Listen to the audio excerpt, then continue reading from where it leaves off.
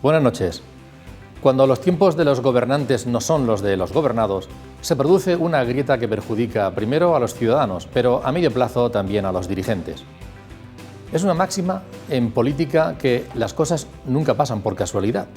El Gobierno dio a conocer justo el día después de que se celebraran las elecciones de Madrid la batería de impuestos que pretende implantar. Lo hace, afirma, ante la necesidad de reformas, de una mayor recaudación y por las exigencias de Bruselas. Pero la familia que vive, por ejemplo, de una zapatería, hace un año la tuvo que cerrar. Luego, si abrió, fue con restricciones y ventas reducidas. Y aún sin recuperarse de las deudas, escucha que le cambian el tramo de autónomo, que sube el gasoil y que pagará por usar la carretera para ir a Elche a por los zapatos. Y no hablemos de los bares o de los parques de bolas o de las agencias de viajes. Ahora el Gobierno ha modulado el anuncio diciendo que las subidas serán cuando se pueda, pero la preocupación ha calado. Seguro que hay que hacer correcciones al sistema de impuestos, pero es necesario que sea justo siempre, pero más todavía en estos momentos tan sensibles, para que además sean progresivos, nunca confiscatorios, de verdad necesarios y que haya transparencia y control en el gasto. Hoy mismo, el Banco de España ha hecho público un informe en el que reclama un paquete integral de reformas, entre otras educativa, laboral, fiscal y de las pensiones, y recuerda que es preciso reactivar la economía post-COVID, pero que los retos en nuestro país son estructurales y precisan de consenso amplio y vocación de permanencia.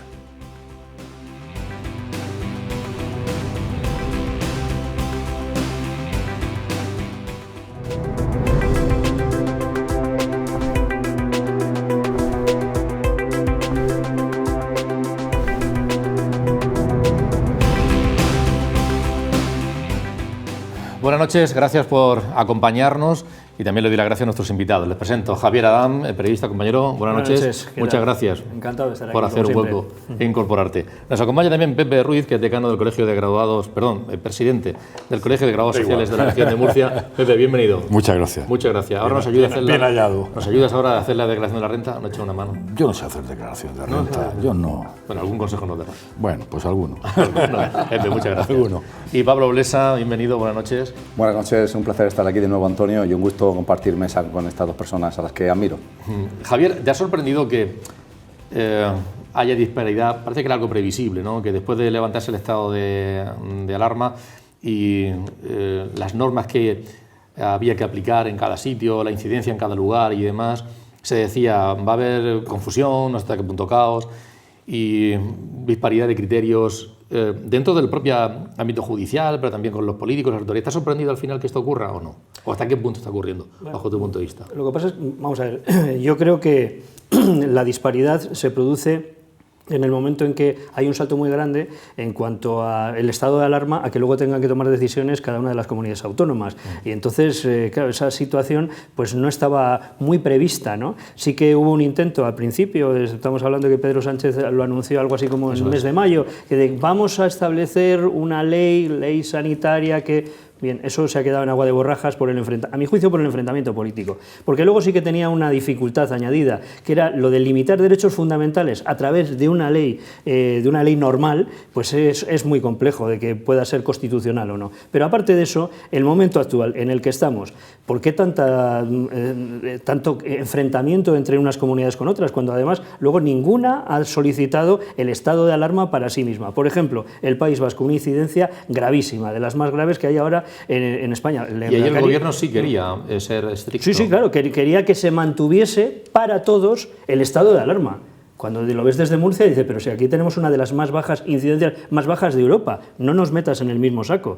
Y más aún la Comunidad Valenciana, que aún tiene una incidencia menor. Entonces yo creo que esa diversidad que tenemos en España no estamos sabiendo manejarla. Eso es lo que yo sí que lanzaría como idea principal, ¿no? Porque luego el que para todos sea mantener el estado de alarma, vamos a ver, la semana pasada se produjo el anuncio de que para el Reino Unido nosotros no somos un país ahora mismo aceptable. La ministra Exteriores ha dicho que es por culpa de Madrid, yo no comparto ese criterio. Pero bueno, lo cierto es que no aceptable para que sus ciudadanos vengan a disfrutar de las vacaciones que ya tendrían que estar reservando, porque estamos en unos índices que no son ni los de Murcia, ni los de Canarias, ni los de las islas, en cuanto a infecciones, ¿no? Sí que son de Madrid, sí que son del País Vasco. Pues entonces, ¿no tendría que ser esto más transversal y que en unas partes se tomen unas decisiones y en otras, y el mensaje que se lance hacia el exterior sea de seguridad, porque la industria turística en España es la primera, el primer motor económico, el que nos puede sacar más rápido de esta crisis, y si no empiezan a venir ya esos paquetes de turistas, y aquí podrían venir con medidas de seguridad. Entonces, parece que estamos hablando siempre que o estado de alarma total o libertad, casi libertinaje total. Pues yo creo que es más transversal todo esto y que somos más diversos en España, por suerte. Pepe, apuntaba con Javier que por una parte en el País Vasco el gobierno quería que siguiera habiendo unas restricciones importantes, ¿no? El Tribunal Superior de Justicia se lo ha negado. Ha pasado también algo parecido en Canarias. En Murcia también nos han dado a conocer las medidas, pero tú incluso me apuntabas que hasta dentro de una comunidad autónoma, ¿no? Sí, la propia comunidad autónoma andaluza, normalmente en todas las comunidades existe un Tribunal Superior de Justicia. Por la geografía, en este caso, de Andalucía, hay dos tribunales superiores de justicia, con lo cual hay dos salas de lo contencioso administrativo. Está dividido, ¿no? Lo que es Andalucía. Una sala ha dicho que sí y otra sala ha dicho que no, dentro del mismo territorio andaluz. Con lo cual, claro, si resulta que hay este pueblecito, está al lado de este, como a mí esta sala me ha dicho que sí y la otra me ha dicho que no, ¿qué hago? ¿Paso o no paso? ¿Qué hago? ¿Me quedo o no me quedo? Para mí es un disparate, de verdad, quiero decir, aquí el gobierno central no se ha preocupado mucho de regularlo mediante ley orgánica, porque desde que lo anunció nuestro presidente el año pasado, estamos hablando del año pasado, podía haberse articulado esa ley orgánica. La ley orgánica no es 15 días, como estaba diciendo Pablo Casado. No, la ley orgánica lleva un procedimiento parlamentario tremendo, pero sí, hombre, estamos hablando del estado de alarma de marzo del año pasado, de hace más de un año. Sí se tenía que haber articulado, sobre todo por seguridad jurídica de los jueces, a la hora de dictar su resolución, y de los propios ciudadanos. Los ciudadanos lo que queremos, como cualquier actividad, quiere seguridad jurídica.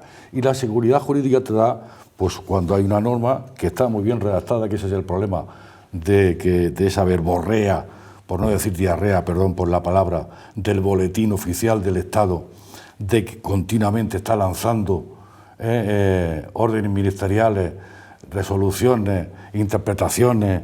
Bueno, esto es un dislate, Si tenéis el placer, iba a decir, mejor no ponerlo como libro de cabecera, porque es un libro. Ayer salió publicada una norma donde se da cobertura a los riders famosos, ¿no? Sí. Las plataformas, Amazon, etcétera. Y claro, ahí mezcla el tema de los algoritmos, ¿no? Sí. Parece ser que las plataformas ya, desde los algoritmos, hacen algún tipo de selección que puedes vulnerar, en este caso, pues la ley de igualdad entre hombres y mujeres. Claro, pero para explicar eso, mirad, eso es un párrafo así. Lleva 3 folios delante, justificando el por qué finalmente yo en 6 líneas digo que es de aplicación a esas plataformas, en este caso a los riders, los trabajadores, los que trabajen para ese tipo de plataformas. Bueno, pues eso está pasando con todas las normas. La exposición de motivos lleva 20 folios y luego lo que es el contenido de la norma lleva folio y medio, si acaso. Bueno, pues hace falta que en este caso que el gobierno pues se ponga las pilas y dicte una norma con carácter general, sin perjuicio que luego se module en función, lógicamente, si aquí en Murcia no tenemos pandemia y resulta que en Alicante sí está, no le vamos a aplicar lo mismo, ¿no? Pero para eso deja las comunidades en función de... un escalado que se vaya aplicando en función de las circunstancias. Pero que tengamos seguridad, eso es lo fundamental. Lo que pasa es que son medidas antipopulares, darlas a conocer, pero en cualquier caso van el...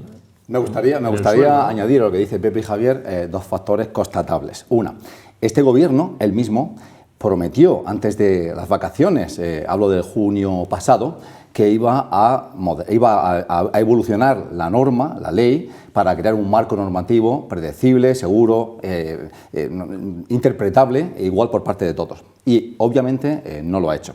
Constatable es también que, aunque yo creo, y he dicho aquí muchas veces, que las pandemias se combaten de manera local, porque no es igual la situación en el País Vasco ahora, que es en Murcia, porque no es igual en Extremadura que en Valencia, con lo cual pueden variar el tipo de medidas que se toman, y es bueno que se tomen de acuerdo a los criterios epidemiológicos.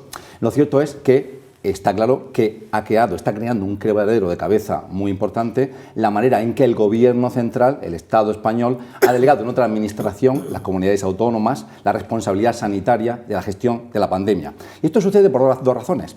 Y podemos también traer a colación cómo otros estados europeos están combatiendo la pandemia. Y a veces creo que no mejor. Por ejemplo, Francia es un estado tan tremendamente centralizado que el gobierno, digamos, que decide por todo el territorio, y las mismas medidas se aplican en Bretaña o se aplican en Montpellier o en Estrasburgo. Se aplican por igual. Yo no creo que eso sea inteligente. Con lo cual, estoy con Javier en que, de cierta manera, nuestro estado de las autonomías podría ser bien regulado, una fortaleza para combatir la pandemia. Entonces ha habido un cambio de niveles del Estado a las comunidades autónomas y obviamente ha habido un cambio de la norma. El estado de alarma estaba apoyado en la Constitución y, como todos sabemos, actualmente la norma que rige cómo las comunidades autónomas combaten la pandemia es la Ley Orgánica 3 del año 86, que se llama de medidas especiales en materia de salud pública. ¿Y cuál es el problema? ¿Cuál es el problema? Un artículo, el 3, que además no me parece muy complejo, y si me lo permites, lo leo. Este es el problema legal. El artículo 3 de esa norma ley orgánica dice: con el fin de controlar las enfermedades transmisibles, la autoridad sanitaria, además de realizar las acciones preventivas generales, podrá adoptar las medidas oportunas para el control de los enfermos, en principio habla de las personas enfermas, de las personas que estén o hayan estado en contacto con los enfermos y del medio ambiente inmediato. Y este es el problema, esta línea. Así como las que consideren necesarias, las medidas que consideren necesarias, en caso de riesgo de carácter transmisible. Entonces, ¿qué ocurre? Que esa última línea, las medidas que consideren necesarias en caso de riesgo de transmisibilidad, cada tribunal superior lo está interpretando de manera distinta. Claro. Así que ese es el problema. Sí, ¿vulnera derechos fundamentales? Sí o no. Y ahí está.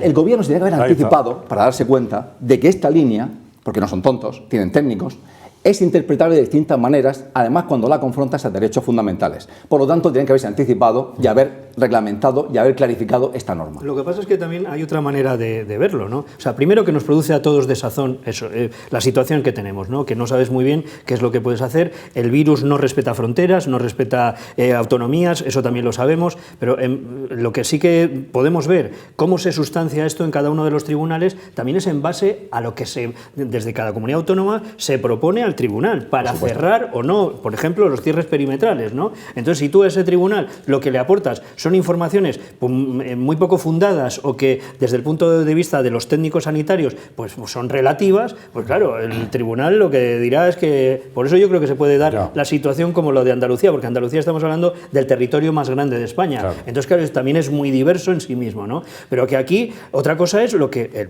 el caso del País Vasco es que para mí es paradigmático. Si el Lehendakari quiere que se cierre, pues que lo cierre, o sea, pero claro, ¿quién paga el coste político? Porque igual la derivada va por el otro lado, que no es una situación técnica, ni siquiera una situación jurídica, sino que es una cuestión de política pura y dura, de que, como dice un presidente de una comunidad autónoma, señores, aquí ciérrense. Por ejemplo, en el caso ahora mismo de la comunidad murciana, de la región de Murcia, el gobierno de Murcia ha solicitado una serie de medidas y que los tribunales le han dado la razón para los próximos 6 días.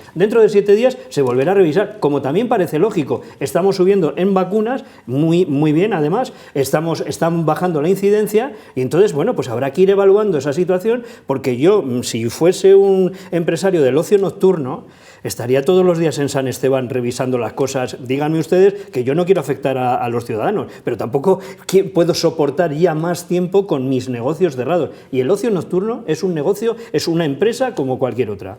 Además, se estaban produciendo también circunstancias tan absurdas, como alguna vez lo hemos comentado aquí, en el Palacio de Deportes de aquí de Murcia, pues se puede jugar al fútbol sala con público, pero si es a baloncesto es sin público. Sí. Es absurdo, estamos hablando del mismo sitio, en el mismo lugar, las mismas personas.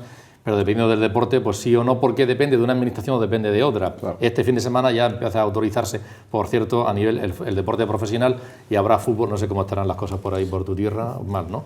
Bueno, ya veremos, a ver. Pero lo que es cierto es que todo esto, lo que está ocurriendo, hay muchísimas disfunciones. Mira, un caso personal. Mis consorcios viven en Fuente Álamo, han pasado el COVID y le han dicho que no los vacunan.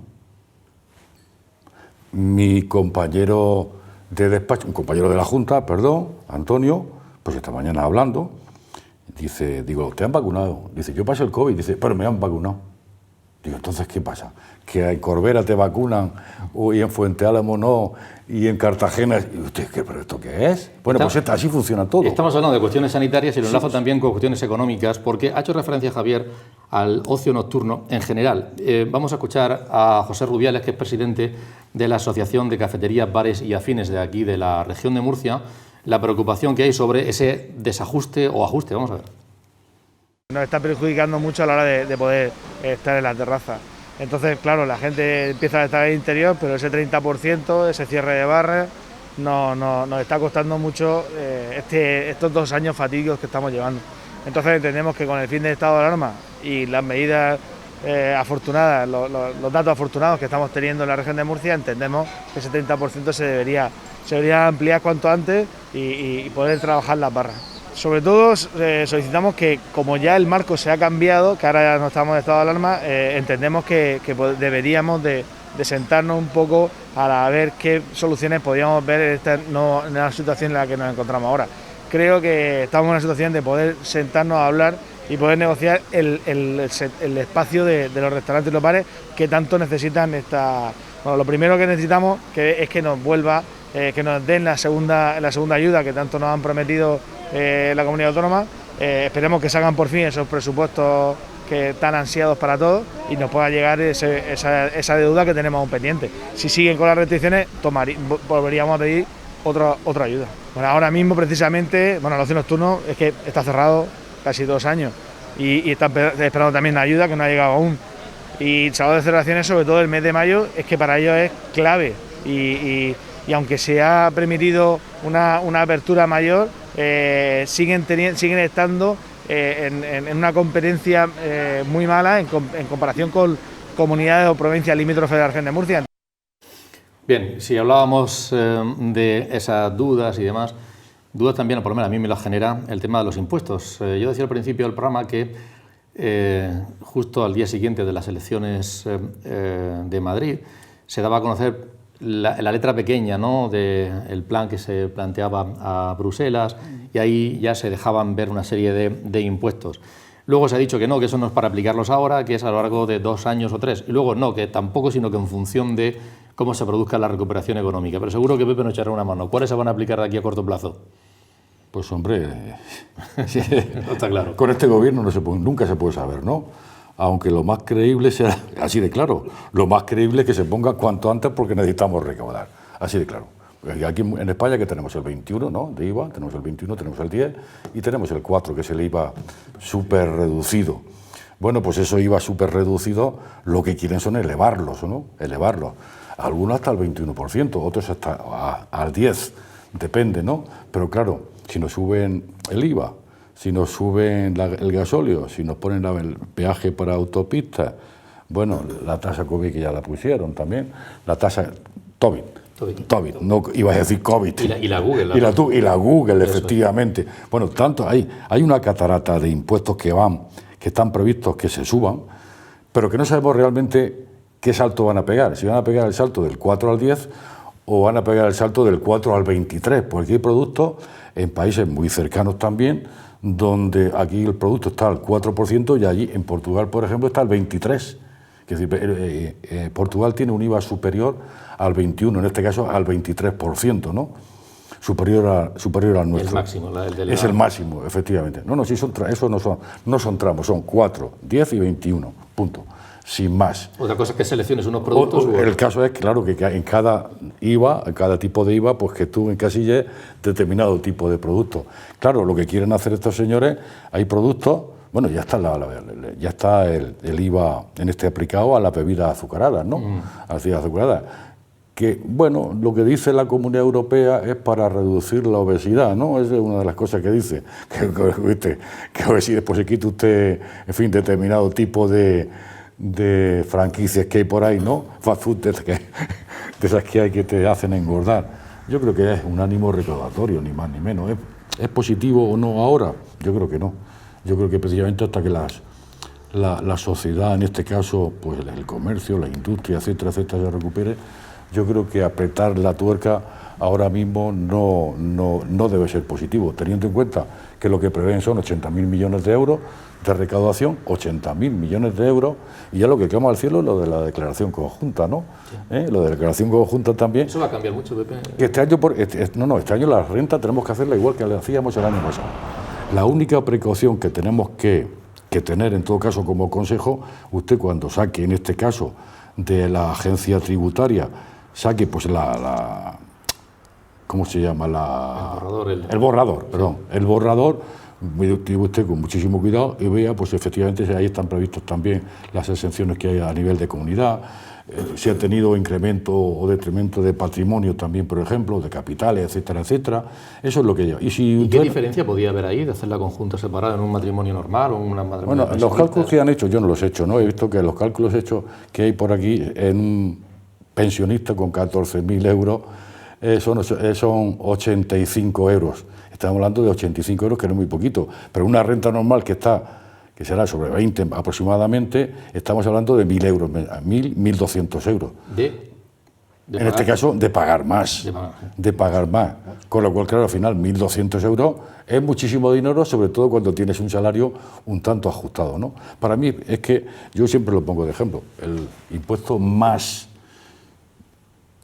insolidario que hay es el IVA. Es el IVA, claro. Es el IVA.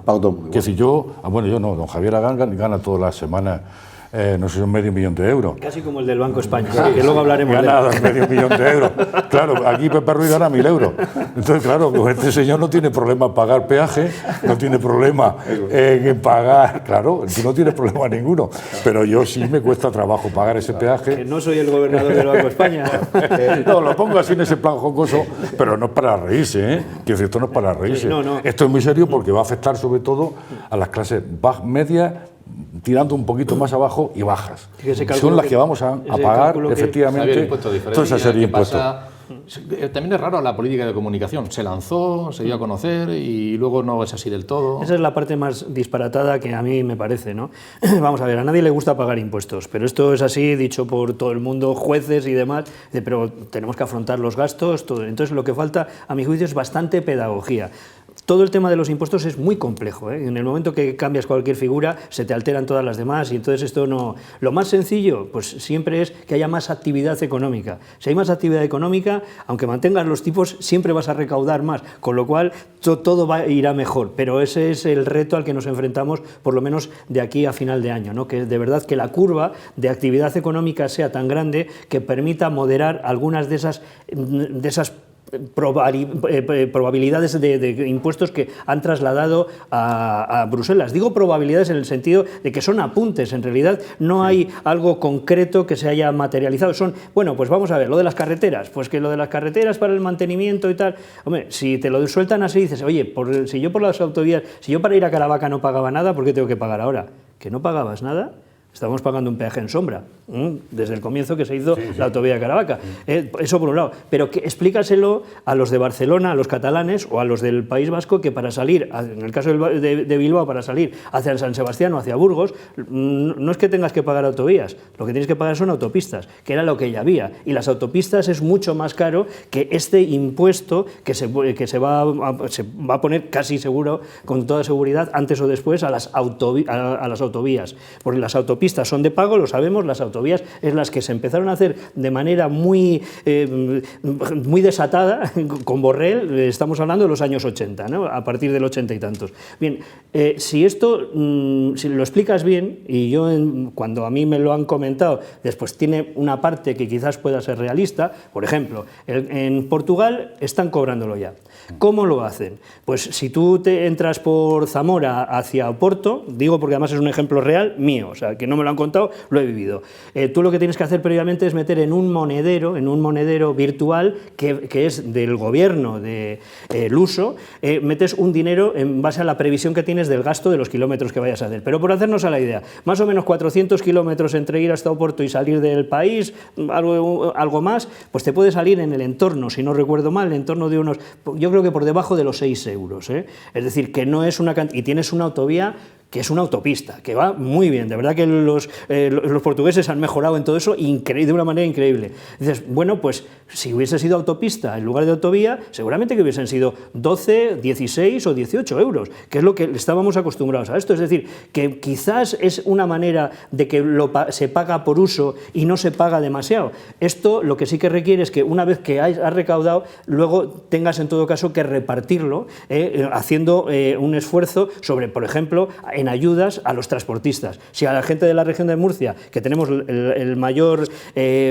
más camiones que ninguno, el parque de camiones más importante, pero que claro, es que somos muy periféricos con respecto a Europa. Si no echas una mano a esas empresas, pues igual las empresas al final tienen que hacer. Lo que pasa es que pedagogía con los impuestos, que no la ha habido, y luego confusión en cuanto a los mensajes que se lanzan, que ya es lo peor de lo peor, porque nadie queremos pagar impuestos si no se... En cualquier caso, Pablo, también pasa una cosa. Estamos hablando de, oye, yo cuando me voy, por ejemplo, si me fuera a Portugal, igual no me importaría pagar 6 euros, pero la persona que trabaja, que vive en Lorca o en Yecla y viene a trabajar a Murcia todos los días, ir y venir, y tiene un sueldo medio, que al final también se le aplique y le pones eso, el impuesto al diésel. Y le pones el impuesto al diésel y le pones el impuesto por usar la carretera, sí, que no es autovía, y yo me estoy otra, no hace falta, yo, me da igual, estamos hablando de otras cuestiones, ¿no? Bueno, vamos a ver, en primer lugar, a mí me gustaría recordar a Adam Smith, que decía que los impuestos deben ser eficientes, convenientes, justos y además crear certidumbre, que es lo que está diciendo Pepe, que no crea en absoluto. Hay en el siglo XXI, a nivel global, un debate sobre cómo se debe estructurar la nueva forma impositiva. Y ahí básicamente, desde en Estados Unidos, la señora Yellen lo saca a colación, o en Europa, la presidenta del Banco Central, la señora Lagarde, hablan de que obviamente se ha visto una explosión en los precios de las casas, de los inmuebles, etcétera, que han crecido más de un 36%, pero los impuestos a las propiedades se mantienen del orden del 6%. Entonces, hay muchos estados, como Estados Unidos, etcétera, ven una vía para incrementar ingresos estatales subiendo esos impuestos. Otro, cómo tasar a las multinacionales y fundamentalmente a las tecnológicas. ¿Por qué? La famosa tasa Google. Por ejemplo, es algo que llama mucho la atención. Amazon, que además se ha establecido en Corbera, Amazon el año pasado en Reino Unido hizo una facturación de 14.000 millones de libras. ¿Cuántos impuestos paga Amazon en el Reino Unido? 1,5 millones de libras. ¿Dónde paga impuestos Amazon? En Luxemburgo. ¿Por qué? Porque deriva toda la ganancia, todo el beneficio, a donde paga menos impuestos. Es decir, a Luxemburgo. Y ahí es donde paga sus impuestos. A veces es en Holanda, a veces es en Irlanda. Hablo de países que no son paraísos fiscales técnicamente, están en la Unión Europea. Y por último, señores, es un desastre la lucha contra el lavado de dinero, es un auténtico desastre y cada vez se lava más dinero, dinero de mafias, dinero de ladrones, dinero del señor Bárcenas, un lavado de dinero increíble por ahí, por el mundo, y la gente que sabe cómo hacerlo, lo hace y le va muy bien. Entonces, ¿quién paga impuestos en España? Pues lo que hay que decir es que un 52% de los impuestos que pagamos son del IVA, y no son progresivos, porque como estáis señalando todos, el IVA lo pagamos todos por igual. Paga por igual la presidenta del Banco Santander o yo. Entonces, hay que hacer los impuestos más progresivos, porque más de 70.000 millones de impuestos, que son los del IVA, los pagamos todos por igual, sea rico, sea pobre. Es lo que tú dices, los impuestos al gasóleo, los impuestos en carreteras, etcétera, en autopistas, los pagamos todos por igual. Y quiero contextualizar las medidas que ha tomado el Gobierno. ¿Por qué? Porque sabemos, lo hemos hablado aquí, de que la Unión Europea nos da dinero, nos va a dar 140.000 millones, el famoso plan Next Generation. Pero también hemos dicho que nos lo da con condiciones y con una serie de reformas. La reforma laboral, la reforma de las pensiones y una reforma fiscal. ¿Por qué? Porque nos estamos endeudando ahora mismo, fuera de toda madre y sin control. La Unión Europea nos ha levantado los pies de los controles, porque obviamente para luchar contra la COVID nos ha dicho gasta todo lo que haga falta. Pero eso después hay que volver a los cauces del orden y hay que pagar las deudas. Hay que no olvidar que la economía española ha perdido un 11% del PIB y se ha endeudado un 120%, necesitamos al 120%. ¿Qué ha dicho la ministra Montero? Primero, chicos, tranquilos, el gobierno no quiere subir los impuestos por motivos electorales. Segundo, he creado un comité de expertos, eso es muy bonito, menos mal, no un comité de políticos, de expertos que va a elevar a los políticos las medidas que de manera muy vaga, más vaga que el plan alemán, francés, etcétera, va dentro del proyecto que España ha lanzado a Bruselas. ¿Y qué impuestos se tantean que van a incidir a partir de 2023 en el caso español? Pues los impuestos, la fiscalidad verde al gasóleo, igualar el precio de la gasolina y del gasóleo, pagar por los plásticos, etcétera, el impuesto de sociedades, que en España es muy bajo y se quiere elevar también, y cómo no, gravar, y esto a mí no me gusta porque estoy muy en desacuerdo, gravar las donaciones, las herencias, etcétera, que a mí sinceramente me parece que ahí se muestra un afán confiscatorio enorme por parte del Estado. Hay algo muy importante, nos dicen que no va a subir el IRPF de las personas normales, ojalá que sea así, que sea la tasa Google, que sea el impuesto de sociedades de una manera prudente y sean los impuestos verdes. Sí, vamos a una cuestión. Hay otra, no es un impuesto, es lo que pagamos. Vamos a intentar también ser un poco útiles esta noche en cuestiones muy concretas. Por ejemplo, el tema de la luz. Saben ustedes que ha cambiado toda la forma de cómo pagamos la luz. Hemos recurrido a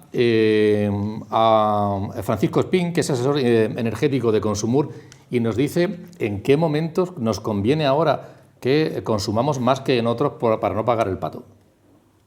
Ese término de potencia, el que yo contrato, va a disminuir. Es decir, esa parte fija, independientemente de lo que consumamos, siempre pagamos, va a ser menor. Sí, yo voy a poder adicionalmente incluso contratar dos potencias diferentes. Vamos a imaginarnos, hasta ahora no es posible, de que tengo un vehículo eléctrico y por la noche necesito 10 kilovatios y por el día solamente 3. Pues voy a poder contratar los dos términos de potencia. Primera ventaja. Segunda, ese precio del término de potencia va a ser menor que el actual. Y por otro lado, sí es cierto que el consumo por kilovatio hora se puede ver un poco afectado y que suba. Y por otro lado vamos a pasar de un periodo o dos periodos a 3 periodos, en donde va a haber a lo largo del día 3 periodos en los cuales yo voy a consumir. Uno más caro, que se llama punta, otro más barato, valle, y el llano, que va a estar distribuido 8 horas al día el punta y el resto entre el valle y llano. Y los fines de semana la más barata también. De tal manera que lo que se quiere conseguir el objetivo de que el propio consumidor tenga la posibilidad de consumir en aquellos periodos más baratos. Si a eso le sumamos que aquellos que tengan la opción o la posibilidad de instalar energía solar fotovoltaica en sus viviendas, pues a horas puntas, que por ejemplo sería de las 10 a las 2 del mediodía, es cuando más sol tenemos. En ese periodo más caro pues va a poder ahorrarse toda esa energía, que sería de las 6 a las 10 de la tarde. En ese sentido no va a poder ahorrar tanto por la energía solar, pero sí puede derivar esos consumos a otros periodos en los cuales le sea más barato. De tal manera que ha mejorado, que no es igual que ahora. Es decir, que por ejemplo, consumas lo que consumas, como la parte de potencia fija, pues el ahorro es menor, ¿no? Y esa es otra parte importante. Eso estamos hablando en cuanto a las tarifas hasta 15 kilovatios, que son normalmente las domésticas. Conclusión definitiva, pues que pongamos el lavavajillas por la noche, el lavadoras por la noche y enchufemos el coche eléctrico por la noche. El problema es que si no tienes el coche eléctrico porque eres un matrimonio de ancianos y necesitas poner el aire acondicionado un poquito a media mañana o a media tarde, son las horas más caras. Bien, otra cuestión, los módulos también cambian, Pepe. Vamos a escuchar a Francisco Casado, que es el presidente de la Asociación de Autónomos de la Región de Murcia, de ATA. Cambian los módulos. Y vamos a ver cuál es su opinión. Bueno, es un anuncio que se ha hecho, tampoco se va... eso en todo anuncio. Eso te digo, no entra en vigor de momento, ¿no? Eso en todo anuncio. Bueno, vamos a ver eso. En principio no nos queda más que valorarlo de manera negativa. No han contado con nosotros a la hora de hacerlo público, no se ha fraguado en las mesas de diálogo social y por lo tanto desde ese principio mal empezamos. Pero si nos vamos al contenido de los mismos, tampoco podemos estar de acuerdo porque lo que consideramos que es el borrador que está sobre la mesa es un borrador con un importante afán recaudador. Sí, el planteamiento es hacerlo en base a ingresos reales, pero es que estamos en unas circunstancias muy especiales que no tienen parangón ni comparativa históricamente y entonces se trata de saber cuáles son las cuentas que vamos a tener los autónomos, puesto que estaríamos hablando de que cuáles son las que se van a tener en cuenta. Las del 2019, en las que no había pandemia, las del 20, en la que hemos sufrido todos un menoscabo de prácticamente el 60% de nuestra facturación, cuando no algunos del 100%. Por lo tanto, las circunstancias son muy delicadas y de lo que se requiere es sobre todo de mucho diálogo, de mucha discusión y sobre todo de ver qué es lo que mejor para el autónomo, porque al final lo que no se puede es estar siempre en la posición de pagar y recibir poco.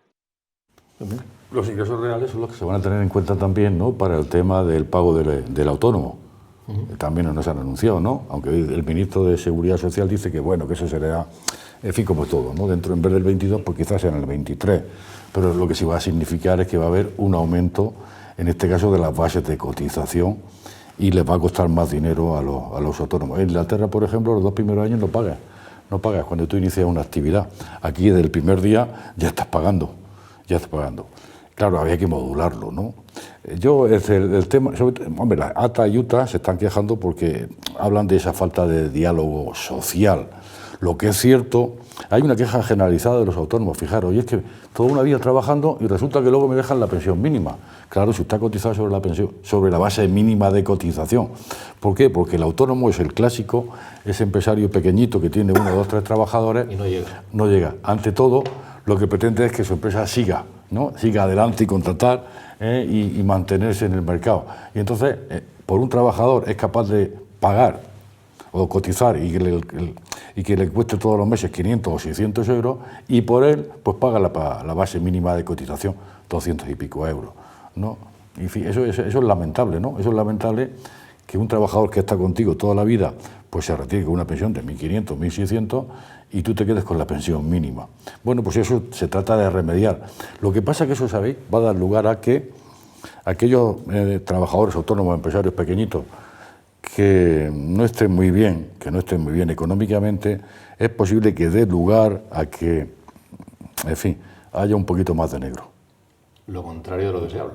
Un poquito más de negro a fin de evitar efectivamente, claro, vamos a ver, si los tipos impositivos no se ha demostrado que con eso se consiga mayor recaudación. Sí, claro, 80.000 millones, vale, pero ¿qué es lo que se ha dejado de recaudar por esa economía sumergida a la que usted me ha lanzado? Porque claro, aquí olvidamos, cuando hablamos de Alemania, no tú hablabas de Alemania, de tal, claro, pero es que resulta que aquí la pyme es micropyme, es que son micropyme y pyme. Y la inmensa mayoría del tejido productivo. El 80% son pyme y micropyme. Y aquí, claro, la consideración de pyme en esos países no es la misma que aquí, ¿eh? Claro, es un porcentaje mayor de trabajadores. Claro, y luego también, en este caso, pues el valor añadido de fabricación de esos productos que tienen estos países es muchísimo mayor que la que tiene en España, que todavía somos casi artesanales, ¿no?, en muchos aspectos. Claro, no podemos igualarnos en eso, ¿no? No podemos igualarnos. Sí, es que por eso que cuando se habla también otra de las medidas, lo de la mochila austriaca, sí. pues te quedas un poco así, porque dices, vamos a ver, esto estás hablando de transportar ideas de un país a otro en el que pues el sueldo mínimo en Austria casi duplica el de aquí, el sueldo medio duplica el de aquí y bastante más. O sea, son situaciones completamente dispares con España y especialmente con Murcia. Entonces no servirá. Seguramente que no sirva, a menos de que se module, como hay algunas asociaciones que están pidiendo, de bueno, esto es como todo, o sea, depende de la regulación posterior. Sí que puede ocurrir que al final el informe del Banco de España presentado ayer por Pablo Hernández de Cos, que ese sí que gana 12.000 euros al mes, y no es broma, viene en lo de transparencia, sí, en transparencia del Banco de España, 12.000 euros al mes no está mal, te puede llegar. Tampoco es mucho. Te puede llegar al mes. Para un banco de España cobraba 23.000 legal. Sí. Bueno, pues que él, en el informe que presentaba, uno de los aspectos en el que hacía hincapié era eso, la injusticia fiscal que se estaba produciendo en España, porque al final resulta que están pagando todas estas medidas anunciadas, luego resulta que cuando se aplican de tal forma que los que pagaban menos pagan aún menos, pero teniendo más fortuna que el término medio de los ciudadanos. O sea, para las clases medias y las clases bajas son al final las que se retuerce más. Lo que estábamos hablando antes... Sí, con esto, ¿no? ¿Por qué austríaca? Porque se implantó en el 2003. ¿Por qué se llama mochila? Porque, pues bueno, el trabajo... Eso que se está planteando la posibilidad de ponerla. El trabajador lleva por detrás pues una mochila. ¿En qué consiste? Y donde va, pues la mochila es, en definitiva, primero, no hay indemnización por despido. en Austria. ¿Qué es lo que han hecho? Bueno, pues que el salario anual que tiene el trabajador, independientemente de lo que paga la empresa, la seguridad social, las cotizaciones sociales, lo que hace es que le ingresa un porcentaje sobre ese salario bruto, pues en una cuenta del trabajador, una cuenta pero que no es gestionada por el trabajador, sino por un fondo de inversión. Y es una cantidad pactada, acordada. Sí, una cantidad que se pacta, el 1, el 7, el 14, etcétera, ¿no? Y bueno, con ese, ¿qué es lo que hace ese trabajador? Pues bueno, cuando yo me voy de tu empresa, me voy a la empresa de don Javier, pues bueno, yo en mi mochila, como tú has ingresado, me has ingresado en esa mochila 1.000 euros, por decir una cantidad, pero me voy con don Javier y sigo teniendo, pero don Javier no tiene nada que ver con eso, él no dispone de nada. Quiero decir, ahí el que tiene la cuenta soy yo en ese fondo de inversión. ¿Y qué hago yo con esa cuenta? El día de mañana, bueno, pues hombre, sí, si me despiden puedo utilizarla. O si llega la jubilación, pues también como complementaria. Sí. E inclusive está previsto que puedas escoger hasta un determinado tiempo, por llamarlo de vacaciones, ¿no? También está previsto eso, que tú puedas, si tienes fondos suficientes, ¿no? Como te comentaba antes, en Corea del Sur también está eso. En Corea del Sur lo que está es otra mochila, no se llama austriaca, es otra mochila, la coreana en este caso, y aquella mochila, bueno, pues hay una indemnización por despido, nada, simplemente el empresario lo que hace es que mete también una cantidad. Pero con eso el trabajador se tiene que pagar todo. La seguridad social, la medicina, todo, absolutamente. Tener para el día de mañana de jubilación, en fin, es otro sistema totalmente distinto. Quería añadir, claro, es un fondo de capitalización que se convierte en una hucha. Una parte del dinero en bruto que recibimos, pues iría a esa hucha, y si tú te jubilas, la redimes, si te despiden, la redimes, si cambias de empresa, te lo llevas. Pero me parece muy interesante que, obviamente, el reverso de pagar impuestos es dos cosas. Están exentas. Querer pagarlos. No, hemos hablado de pagar impuestos. Sí. Hay dos aspectos aquí. Querer pagarlos o ha aparecido la palabra dinero en negro. ¿Por qué digo esto? Porque hay países, fundamentalmente los escandinavos, donde los ciudadanos quieren pagar impuestos. Porque otra cosa muy importante es cómo se gasta el dinero de tus impuestos. Si tú pagas impuestos rico, clase media o pobre y ves la funcionalidad de tus impuestos, que tienes un buen sistema educativo, de sanidad, etcétera, quieres pagar impuestos. Claro. Y si hay justicia, tú ves que hay una justicia recaudatoria, y, por ejemplo, que hay progresividad, quieres pagar impuestos. Ahora, por eso es muy importante también que junto a la reforma fiscal que anunció la ministra de Hacienda, también había dos apartados más muy importantes. Uno es, evidentemente, el de revisar el gasto público. Si tú ves un Estado que dispendia, que gasta mal, políticos que se gastan el dinero en tonterías, tú no quieres pagar impuestos. Porque dices, ¿para qué? ¿Para que termine gastado en esta horterada o en esta tontería? Pues si puedo, ¿qué hago? Me convierto en evasor. Y hay otro aspecto importante. España se va a gastar, porque es muy injusto que haya evasores, se va a gastar más de 560 millones en potenciar, lo dijo la ministra, la lucha contra el fraude. Y van a contratar a más de 3.000 nuevos funcionarios en Hacienda para que luchen contra el fraude. Pero eso sí, si el Estado, por otra parte, es violentamente rapaz y recaudatorio, y en cosas como, desde mi punto de vista, una donación, una herencia, el Estado va ahí a meterse en medio y a sacar tajada. Y como hablaba yo con Antonio esta mañana, hay un dato que demuestra que hay algo que no funciona bien. Cuando tú ves que más de un 15% de las personas que reciben una herencia no pueden quedarse con esa herencia, recibir esa herencia, porque no pueden pagar los impuestos de la herencia, eso es que algo está mal. ¿Saben ustedes que esa cantidad que le da a su hijo todas las semanas, que es una donación, tributa a Hacienda? 100 euros semanales y tal, ¿no? Sí. O sea, si tú quieres estar dentro de la norma, dentro de la ley, tendrías que declararlo. No, que por dar el dato, el sueldo medio en Austria está por encima de los 48.000 euros anuales. Eso quiero decir que para Podemos, por entendernos, casi son ricos todos, ¿no?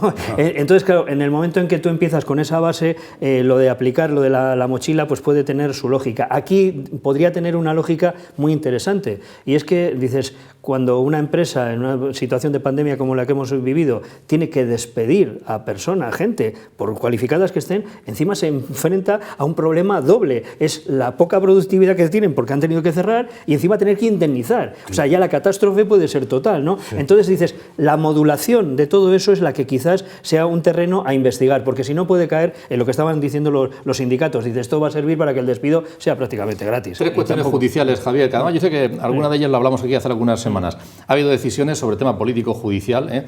Por una parte, el juzgado ha rechazado la denuncia del PSOE de posible cohecho de López Miras. Yo creo que lo hablábamos en un programa tuyo. Oye, ¿y si hubiera imputación, qué iba a pasar tal? Bueno, pues lo ha desechado.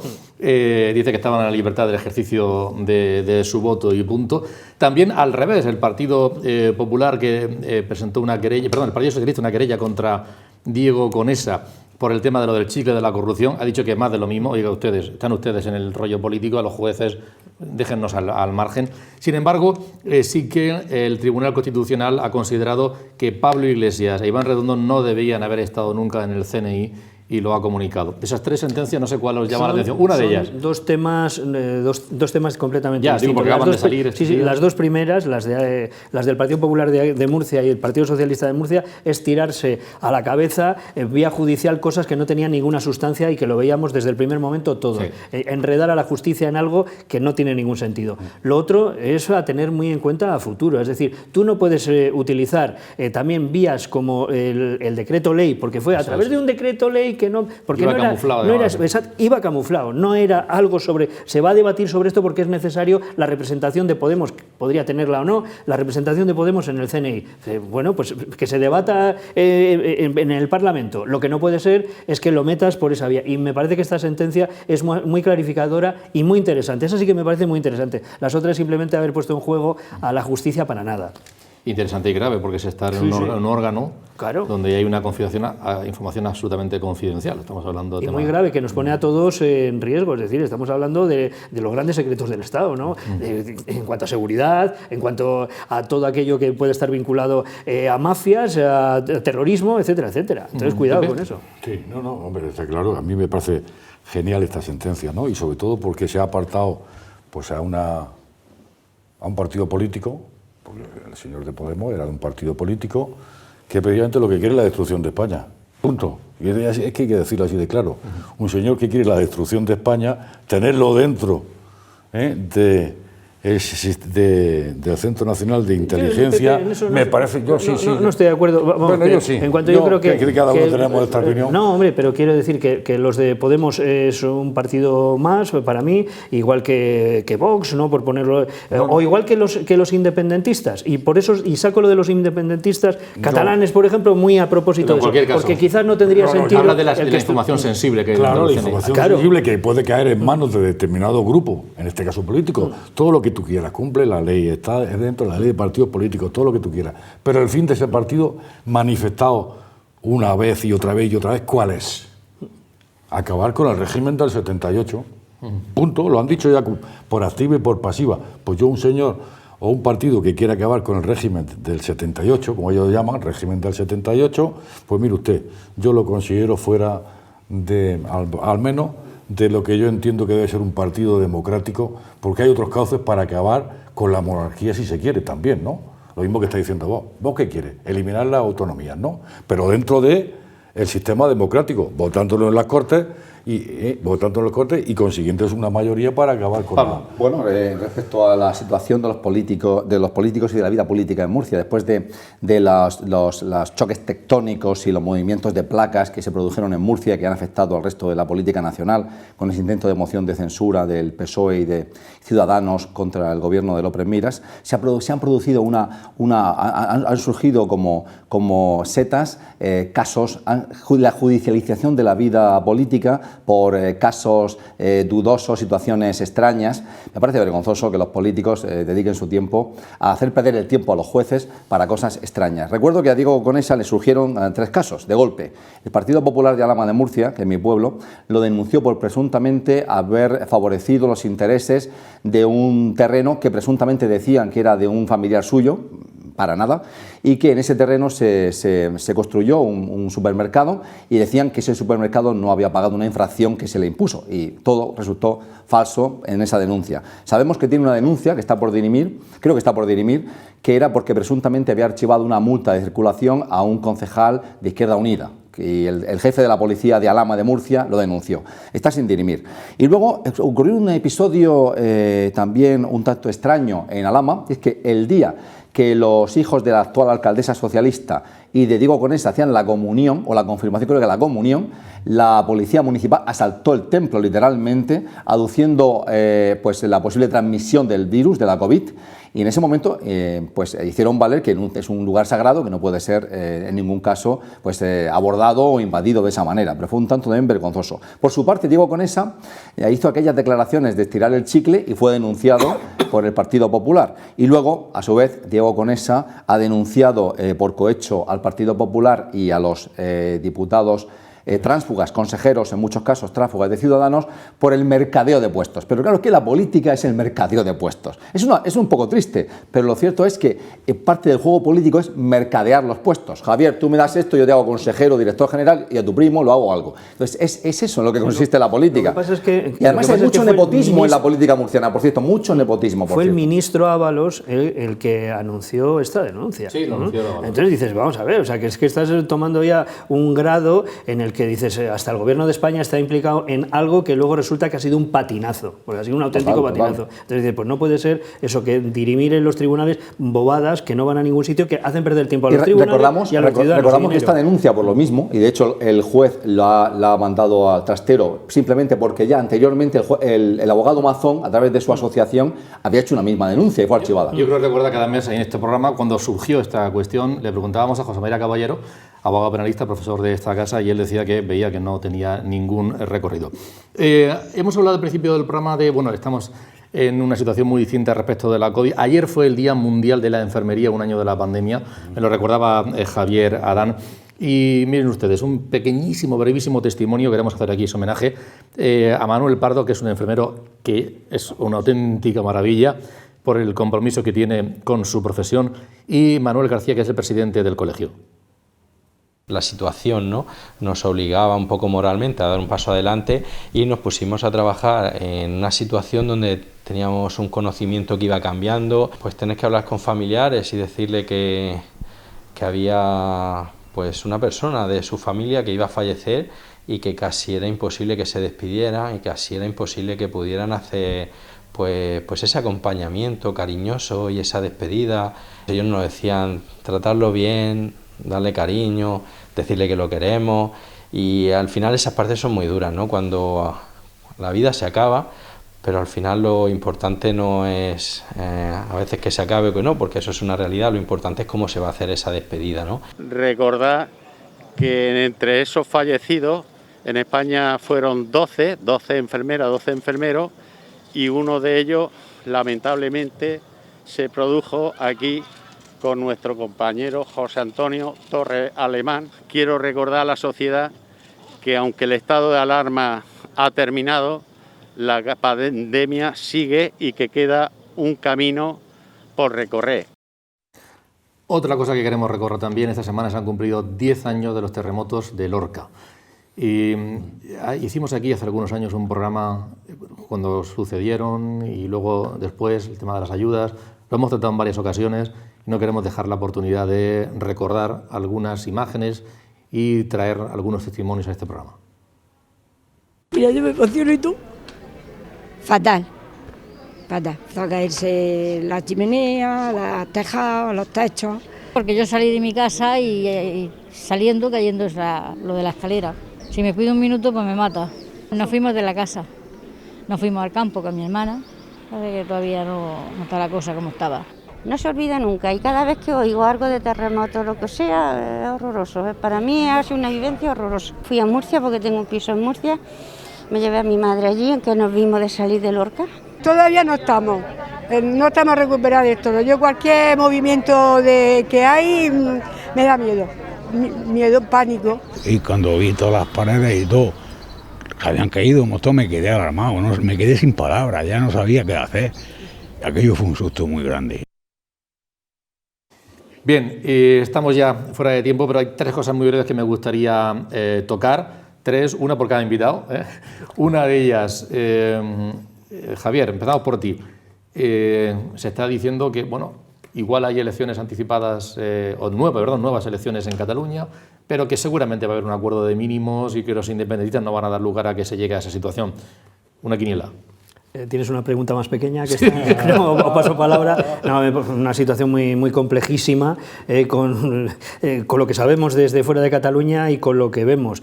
Probablemente... Es curioso, perdona, que gana el Partido Socialista, pero no puede gobernar.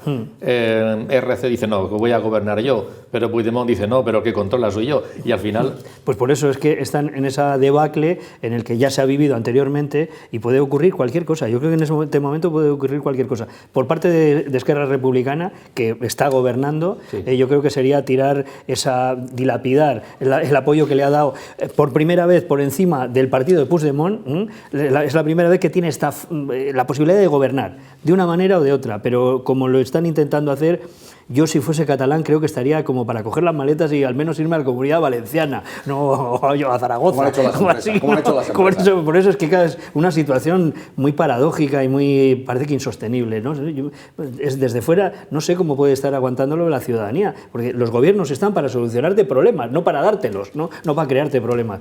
Yo no lo sé. Yo, además, no es que no lo sepa yo creo que no lo saben ellos. En este instante no lo saben ellos y el reloj está corriendo y quedan apenas 2 semanas. Eso es. Pepe, una cuestión, aprovechando que estás aquí. Una recomendación, sí, porque hablábamos, la semana pasada estuvo aquí José María Moreno, del Colegio de Economistas, estamos con la declaración de la renta, y nos hablaba de las personas que estaban en el ERTE. La advertencia, pero tú me decías algo también importante. El ingreso mínimo vital. Eso es. El reglamento, el Real Decreto que regula el ingreso mínimo vital, obliga a aquellas personas que lo hayan cobrado, en este caso, este año pasado, a hacer la declaración de renta. Es una condición indispensable para que el año siguiente... Y si no llegas, es igual. Da igual lo que ganes, 14, 27, 34. Tienes obligación de hacer declaración de renta. Te lo van a exigir. Y si no lo haces, y luego tienes que hacerla en su momento, fuera de plazo, te pondrán una sanción. Y también un aviso a navegantes, en este caso, a aquellas personas que han estado en ERTE. Les va a salir la renta a pagar. Les va a salir la renta a pagar porque, por desgracia, el SEPE, en este caso, ha descontado, o sea, le ha retenido solamente un 2%. Hombre, no sé lo que es, en fin, lo normal será pues un 5, un 6, un 7, un 8, con lo cual quiere decir que cuando hagamos la declaración de renta, pues algo nos va a sacar, nos va a tocar pagar, que se preparen, que pidan aplazamiento, en este caso, que lo dividan. Bueno, ya hay una norma que va a permitir ese aplazamiento, y si es pequeñito, pues pueden hacerlo en 2 plazos, como lo hacemos todos los mortales, ¿no? El 60 y el 40, o sea, en este caso. No será culpa del asesor que le ha hecho la declaración. No será culpa del asesor. Y como último consejo, vayan a un asesor fiscal, en este caso un grado social, un economista, que son los que conocen estos temas. Bien, vamos a terminar con una cuestión muy gratificante. Se ha dado a conocer que es algo positivo que nos llena de satisfacción, porque se ha dado a conocer quiénes van a ser los abanderados después de todo esto de los Juegos Olímpicos, ¿no? en Tokio.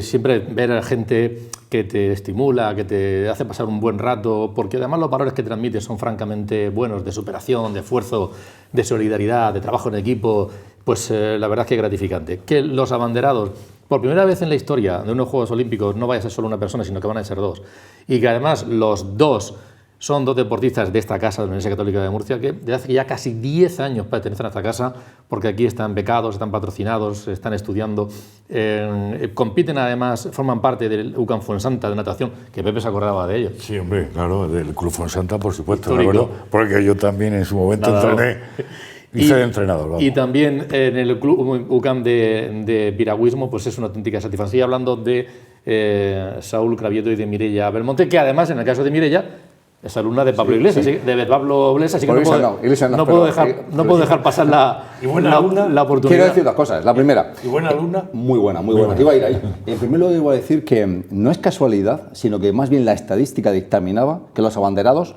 1 o 2, fuesen estudiantes de la UCAM y sponsorizados por la UCAM. ¿Por qué? Porque la UCAM es la universidad en todo el mundo que va a mandar más deportistas, estudiantes de la universidad, a unos Juegos Olímpicos, es decir, a los de Tokio. No hay ninguna otra universidad, Stanford estaba cerca de nosotros, pero no hay ninguna otra universidad que tenga tantos olímpicos, con lo cual era, ya que casi todo el equipo nacional olímpico está conformado por personas que estudian en la universidad, están ligadas a la universidad, están sponsorizadas por la universidad, unos 60, efectivamente, pues que sean estas dos maravillosos deportistas y personas. Y en el caso de Mireia, quiero decir dos cosas, ya que me lo preguntaba Pepe. Una, es una gran estudiante, es increíble cómo a su ritmo, pero va sacando con brillantez su carrera en relaciones públicas. También es interesante cómo ella se confirmó en la universidad, vino a confirmarse a la universidad, está muy ligada a la institución y viene cada vez que su agenda se lo permite y le ayudamos, obviamente, en eso consiste el plan de monitorización que lleva a cabo la institución, le permitimos que lleve una carrera profesional en el deporte exitosa y al mismo tiempo que pueda llevar a cabo una carrera universitaria de una manera paulatina, pautada y acompañada. Pero quiero decir también algo más, es que si uno mira a los dechados, a los grandes olímpicos españoles, a ver, ¿quién es el señor en la historia del olimpismo español con más medallas? David Cal, donde trabaja en la UCAM. ¿Quién es tal vez el olímpico por antonomasia murciano? Bueno, para mí que soy de Alhama, Antonio Peñalver. Sí. ¿Dónde trabaja? En la UCAM. Porque la UCAM es no solo ese lugar que proyecta a los olímpicos, les da un sostén, un apoyo económico, también un apoyo moral muy importante. La carrera de Mireia la salvó la UCAM, como hablábamos aquí, sino también les ayuda para el después de la vida. Nuestro presidente está muy concernido que hay un después de la vida deportiva y que ese después sea una proyección a un mundo profesional con una carrera, con unas posibilidades, ya que no todos los deportistas olímpicos se hacen ricos. Y luego también me parece muy importante cómo somos una institución que contrata, sobre todo en la Facultad de Deportes, a aquellos que han sido luminarias de nuestro deporte. Entonces terminamos. Javier, ¿ganará el Atlético de Madrid la Liga? Me da igual. Sí. Yo creo que sí. Yo creo que pues por eso son como nuestros hijos. Es verdad. O sea, el Atlético de Madrid apareció como después del Atlético de Bilbao. O sea, como además por gente del Atlético de Bilbao. Sí, por eso. Es cierto, sí. Y Azca fue de los Azcarreta. Me ha gustado la expresión. Son como nuestros hijos. En Real, sí, es así. Bueno, por unos empresarios. A ver si fuera yo lo que deseo es que este fin de semana el UCAM de fútbol le gane al Barça B, que juega los playoffs por el ascenso de categoría. Muchas gracias y nos quedamos con una imagen espectacular.